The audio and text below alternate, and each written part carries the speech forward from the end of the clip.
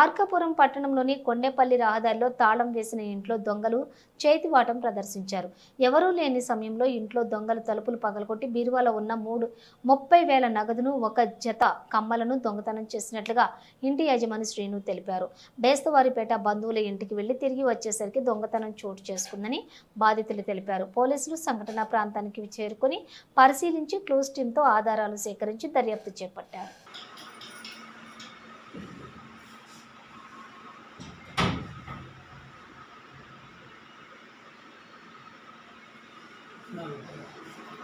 ఇంటి బయట